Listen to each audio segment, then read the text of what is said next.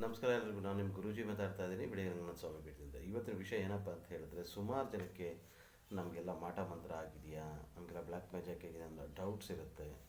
ಈ ಡೌಟ್ಸ್ ನಂಬಿ ಇದನ್ನೆಲ್ಲ ಯೋಚನೆ ಮಾಡ್ತಾ ಮಾಡ್ತಾನೆ ಕಾರ್ಯ ಕಳ್ದ್ಬಿಟ್ಟಿರ್ತೀರ. ಇದು ಮಾಟ ನಿಮಗೆ ಆಗಿದೆಯೋ ಇಲ್ವೋ ಅಂತ ಹೇಳೋದಕ್ಕೆ ಒಂದು ಸಣ್ಣ ಸಲಹೆಯನ್ನು ಕೊಡ್ತೀನಿ. ಅದನ್ನು ಚೆಕ್ ಮಾಡಿ, ಒಂದ್ಸತಿ ಚೆಕ್ ಮಾಡಿ ನೋಡಿ, ಗೊತ್ತಾಗುತ್ತೆ ನಿಮಗೇನೆ. ಯಾರ್ಯಾರಿಗೆಲ್ಲ ಮಾಟ ಆಗಿರುತ್ತೆ ಅನ್ನೋದಕ್ಕೆಲ್ಲ ಏನಾಗುತ್ತೆ ಅಂದರೆ, ಮನೆ ಮುಂದೆ ಬಂದು ತುಂಬ ಸರಿ ನೈಟ್ ನಾಯಿ ಹೇಳೋವಂಥದ್ದು, ನಾಯಿ ಹೇಳೋ ಶಬ್ದ ಎಲ್ಲ ಕೇಳಿರ್ತಿರಲ್ಲ, ಆ ನಾಯಿ ಪದೇ ಪದೇ ಯಾವಾಗಲೂ ಬಂದು ತುಂಬ ಸತಿ ಹೇಳೋವಂಥದ್ದು ಆಗ್ಬೋದು. ಅಥವಾ ನೀವು ಮನೆಗೆ ನೇತಾಕಿರತಕ್ಕಂತಹ ಕುಂಬಳಕಾಯಿ ಇಲ್ಲಾಂದರೆ ಕಾಯಿ ಅದು ಕೊಳಿತಾ ಹೋಗುತ್ತೆ, ಅದು ತುಂಬ ಕೊಳ್ತೋದಂಥ ಸ್ಮೆಲ್ಲು ಕೊಳಿತಾ ಹೋದಾಗ ಮಾಟ ಮಂತ್ರ ಮಾಡಿದ್ದಾರೆ ಅಂತಲೂ ಕೂಡ ಹೌದು.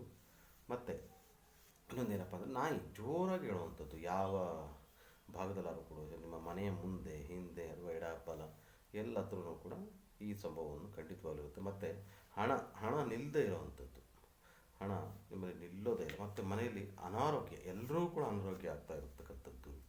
ಮತ್ತು ಒಬ್ಬರು ಕಂಡ್ರೆ ಒಬ್ರಿಗಾಗಲ್ಲ ಮನೆಯಲ್ಲಿ. ಇವೆಲ್ಲ ಸೂಚನೆಗಳು ಸಹ ಇರುತ್ತೆ ಮಾಟ ಮಂತ್ರ ಯಾರಿಗಾಗಿದೆ ಅವ್ರಿಗೆಲ್ಲ.